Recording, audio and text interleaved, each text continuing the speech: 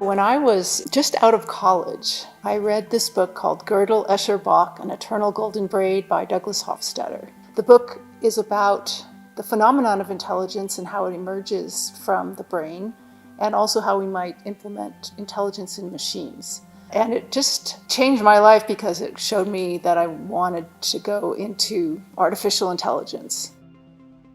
I work kind of at the intersection of AI and cognitive science and complex systems. I'm interested in how we humans are able to think abstractly and make analogies, that is, to be able to perceive or recognize two different situations as being essentially similar in an abstract level. And then to ask, how can we give that ability to machines?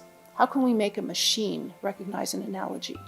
This is something that's really, I think, the missing link in artificial intelligence. We have computers that can recognize objects, they can drive cars to some extent, they can play games like chess and Go at levels beyond humans, but they can't do the simplest thing that even, say, a 2-year-old child can do, which is to fluidly and flexibly generalize what they've learned to new situations. That's something I'm interested in figuring out, how to get machines to do that. One of the important features of intelligence is being able to have a kind of internal model of the world and to be able to simulate that model to predict what's going to happen. So whenever I interact with anybody, I can sort of predict to some extent what they're going to do or how they're going to react to certain other things. And this is because I have models of how the world works and how other people work. This is something that, for instance, a self-driving car is going to need to be able to predict, say, what a pedestrian is going to do. Whenever you have these constrained domains, then machines can often do quite well in them. But when you have the real world and open-ended situations, that's where what we might call common sense comes into play, and that's something that machines lack.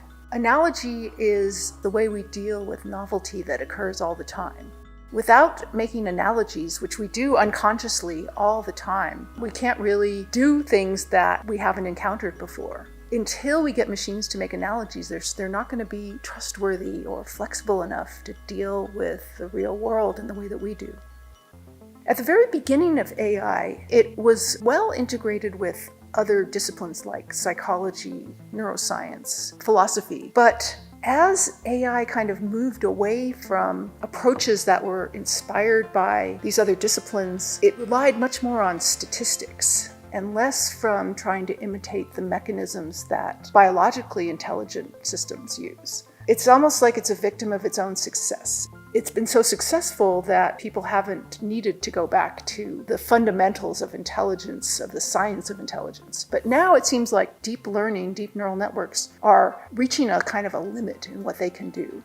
So people are now thinking maybe we should look back at things like developmental psychology, how do children learn, or feedback in the brain.